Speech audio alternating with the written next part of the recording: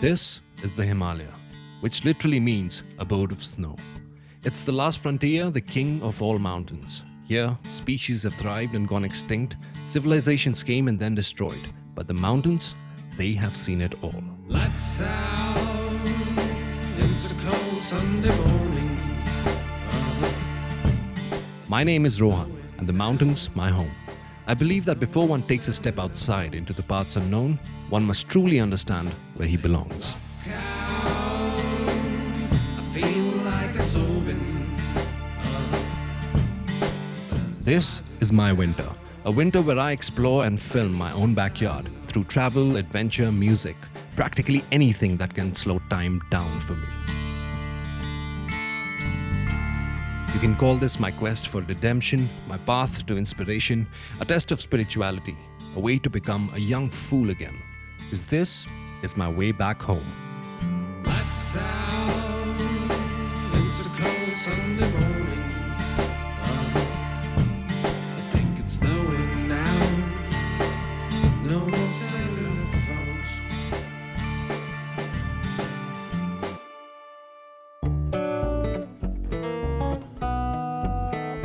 I'm on my way to the holy town of Rewalsar, where there's a festival happening. It's called Chham, which actually means a fair.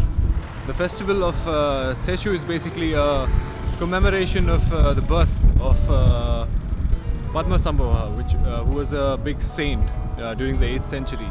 So to celebrate his birthday, they do this whole fair, which started not so long ago, and we're going to go check it out. So this is Rewalsar. It's a very peaceful town. It's a very small town as well. A town that surrounds a lake. And it's a very beautiful place to be.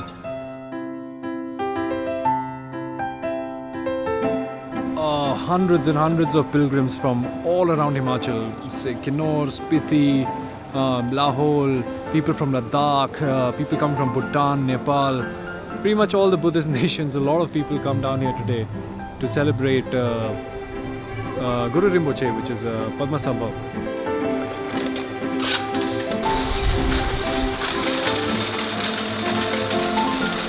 जो Buddhist का जो साल होते हैं, पहले महीने की 10वीं में 10 तारीख के दिन ये छिशु समारोह किया जाता है। ये एक अनुष्ठान है, ये मेला नहीं है, ये एक धार्मिक अनुष्ठान है।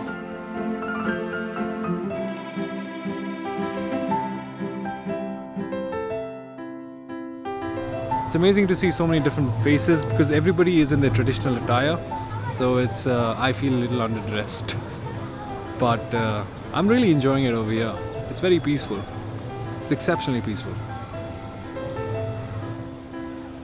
I was walking around the lake, checking out the various knickknacks up for sale, when suddenly I got pushed into a mad stampede. Everyone was pushing their way into the monastery for the main event of the day, the Chham, also known as the Devil's Dance.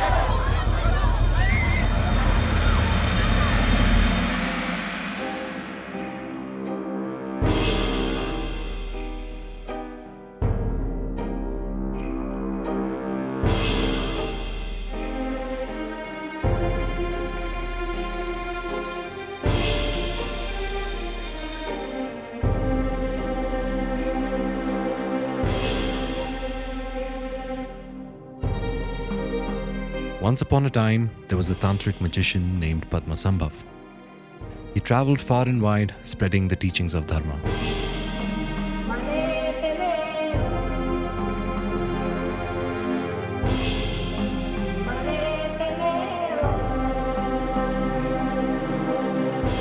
He traveled to the kingdom of Zahor, where he met Princess Mandarava and initiated her into Buddhism. The king of Zahor heard rumors of love brewing between the princess and Padmasambhava and ordered for the Great Master to be burnt alive. The fires raged for 7 days and 7 nights. When the king came to inspect the burning pyre, he was shocked to see a lake at the center of which was Padmasambhava, who had manifested himself into a young boy seated on top of a lotus. The king bowed down to the Great Master and accepted his divine teachings.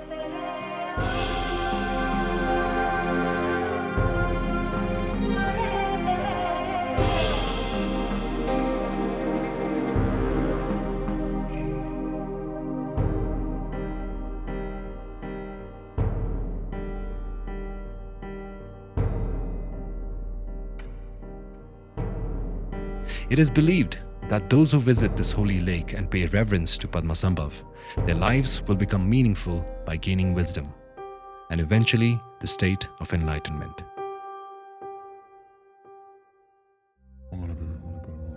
A few kilometers above Rewalsar is a place called the Phug, where there are a series of caves.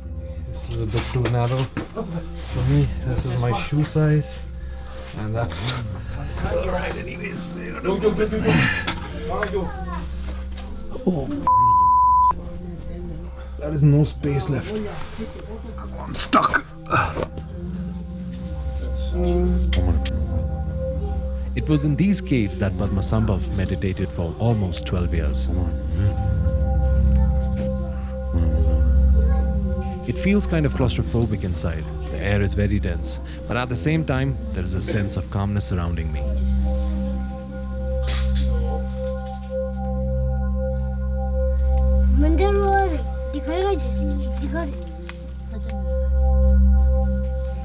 Amongst all the others, I placed mine. So.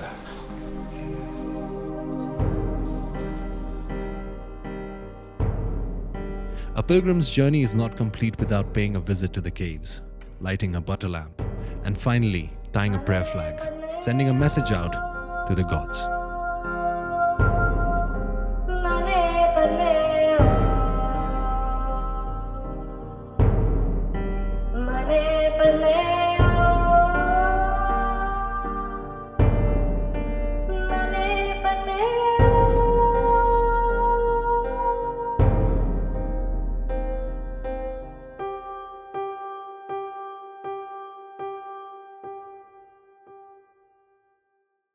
Lights out, it's a cold Sunday morning.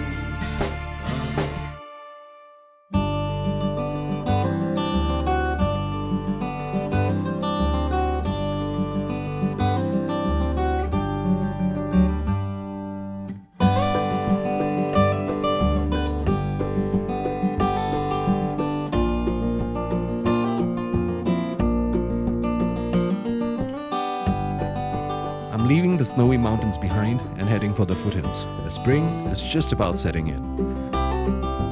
I have to say this, that driving along these long winding roads, watching the landscape whiz past me, listening to my favorite tunes, is something that never gets old. It's almost therapeutic.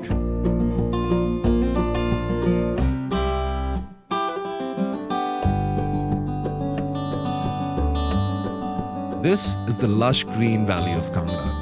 I have never really been to this corner of my backyard, and that's why I'm taking a step back into the past, probably to the very beginnings of this region's rich history. So this is the entrance to the Kangra fort, which is almost more than 5,000 years old, and that's during the time of Mahabharata. When you come in over here, they give you these audio guides, which I think is a really cool thing because you get to know so much more about the place and you just don't walk around. Like I've been listening to the first bit almost like 3 times already, which is just about the gate and what used to happen around the gate. They say you can't step in, you shouldn't step into the main gate with head first. You should always go leg first. So in case if there's any enemy on the other side, you don't get your head shot off first. So yeah, stuff like this you can always listen to on an audio guide, which is pretty interesting. And the cool thing is the voiceover is someone like David Attenborough, and there's nice background music to it, and it just puts you into the whole zone.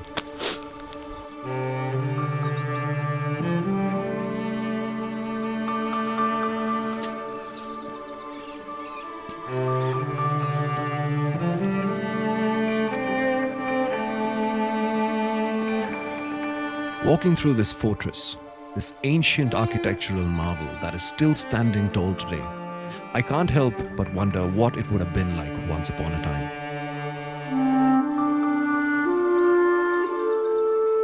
People dressed in silks and jewels, children running around playing games, women giggling and gossiping, soldiers riding on their horses through the alleyways, and conspiracies brewing behind closed doors.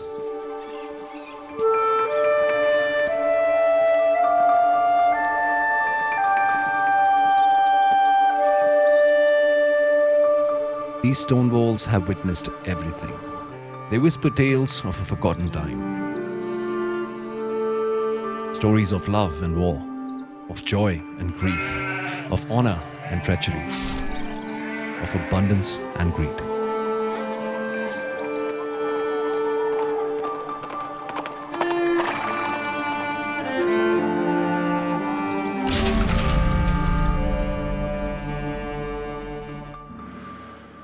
I mean, since the time of Alexander, all the way to the Mughals, till the Sikhs, everyone tried to conquer this place, and they attacked it on numerous occasions.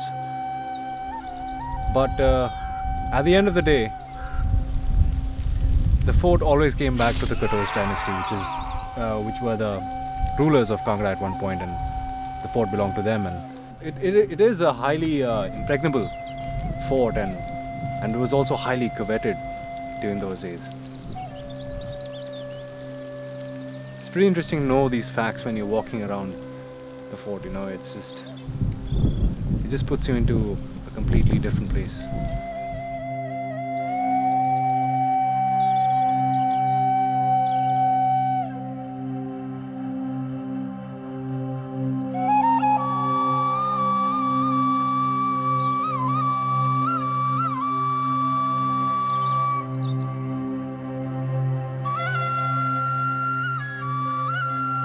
The Katoch dynasty, they used to store a lot of their precious jewels and their treasure basically in these wells.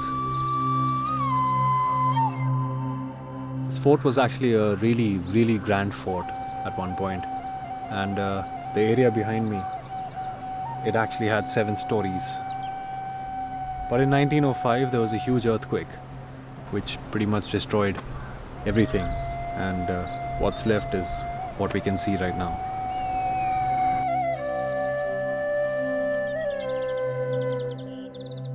There's a saying that goes around over here in the Kangra Valley, and that is, he who owns the fort rules Kangra.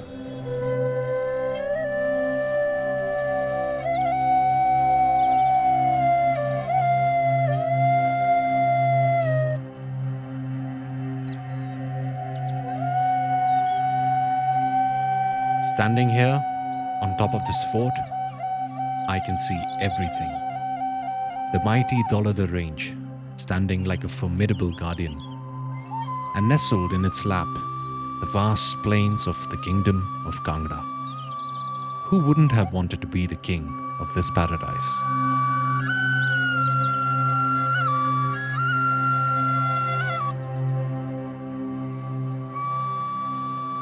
Kangra Valley has a lot to offer, like this small village called Bir. For a tourist, there is absolutely nothing here. But for a traveler, it's a gold mine. So we are driving around in Bir, and it's nice sunset time, and we are actually heading to this monastery. Bir is a sanctum of peace and harmony. There are many monasteries and institutes of Buddhist studies sprawled across this area, just like this one.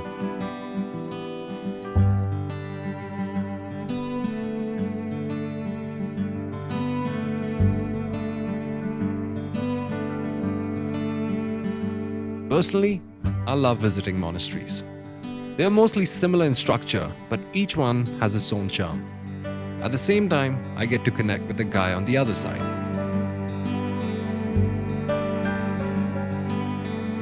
But mostly I think it's got to do with the pure energy surrounding these places.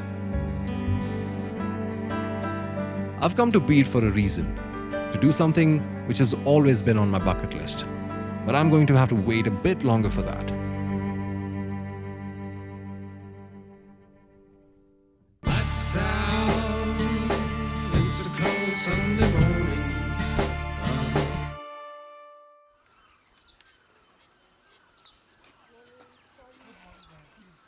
Just checked into this hotel, which is nothing like a hotel. It's more like a home. This is actually run by a colonel over here, a retired colonel, and he has his house over here. He has a couple of cottages, and he has a couple of horses, and he's a pretty interesting man. I am Jyotinder. In the army, I am popularly known as JP. It stands for Jyotinder Pal. I was in the army for about 26 years. Well, while we were in the army, like my wife just said, that this was our dream to start something of our own. So we were deciding what is best suited for us and for our temperament. He has his own veggies growing over here in his greenhouse, and just to see the colonel living his retired life, and it's actually very close to what I have imagined back in my place. The colonel asked us to come on a walk with him, and just to show us around the village and the tea estates over here, and it's just nice to take a walk through the village, because usually you don't, when you're driving past it, you miss all the little things. Now that he's taking us on this nice tour, it's pretty interesting to see that Beed has got a different side to it. Oh, sir, क्या बात है सरकार, बड़े दिन लगा के आ दूध निकाल दिया? हैं? दूध निकाल लिया? और क्या? ये निकालना चाहते हैं दूध? वो आपने पहले क्यों निकाला? ये ना निकालना दूध? इधर निकालना है, चलासे बिठा देंगे गाय के नीचे। निकाल के देखना ना? हाँ निकाल रही है? थोड़ा बहुत निकलेगा। I think cows just keep eating all day. That's all they do. Eat and produce milk. Eat, produce milk. Just see the amount they're eating. There's all nothing's coming out. ऐसे। Yeah. ठा।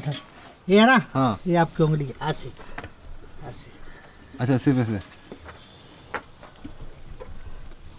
Okay, there you go. Practice. This is all practice, huh? All practice. This looks simple on TV, you know. Yeah. But when you try it, nothing happens. No. ऐसे पकड़ो। ऐसे। ऐसे। जैसे ये strong है वैसे इनकी गाय स्ट्रॉन्ग है, और बाकी मेरी गाय मेरे जैसे शरीफ है।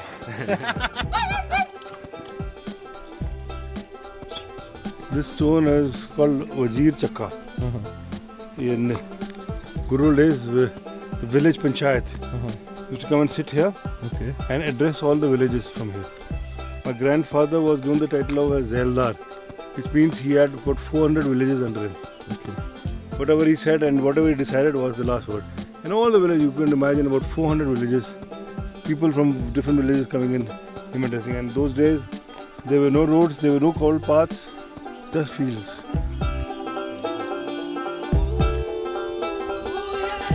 Whenever you travel into the mountains, you feel a change in the vibrations, you feel a change in your mental makeup. I don't know why that happens. I've still not been able to explain that. You know, Beer is special, and then this place of ours, and a lot of our guests have told us that they, you know, get a special vibe over here. It makes them feel happy and positive when they're here. So, I don't know. I can't really explain that. But that's a question I think about every day. And many times I don't try to explain it to myself. I just try to, you know, live in the moment and be happy doing what I'm doing. And I think our best comes out then. So we're gonna go meet our pilots now, because we are going to fly. कितना dangerous है एक हिसाब से? Dangerous adventure है, dangerous तो लेके चलना ही पड़ेगा मान के. हाँ जी. It's dangerous.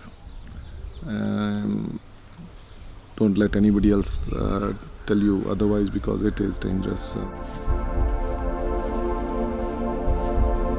Every kid's childhood dream to fly. I think it's inherent. Some people forget it, some don't. I didn't. That's what it. So here we are on top of the mountain in Billing. This is our takeoff point. ये आपका flag है, यहाँ से जैसे glider उठाएंगे, glider आपको पीछे की ओर खींचेगा, आपको आगे की ओर वेट पुश करना है और रन करना है, आपको बैठने का जरूरत नहीं है, you have to run. Glider आपको ऑटोमेटिक उठाएगा चलते चलते, चाहे हम लोग इस फ्लैग से आगे भी चले जाएं, आपको चलते रहना है, आपको कितना भी खाई में चले जाए you have to run, keep running, ठीक है, ना ही बैठने का कोशिश करना, ना ही जंप मारने का, ठीक है। So I just have to run and not think of anything else and just run. I can do that. I should be okay. Cycle लगाया ना मैं खाली आपकी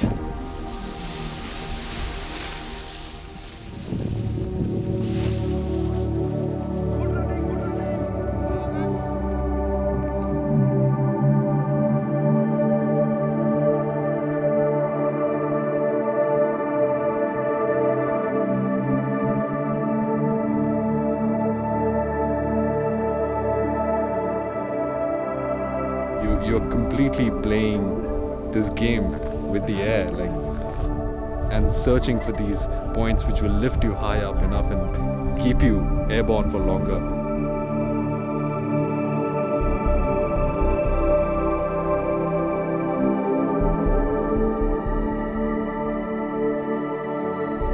This experience has changed my,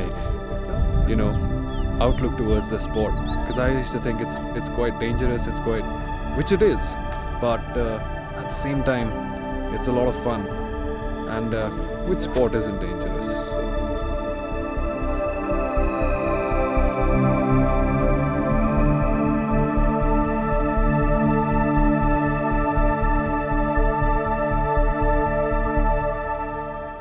I think I'm going to take up this sport.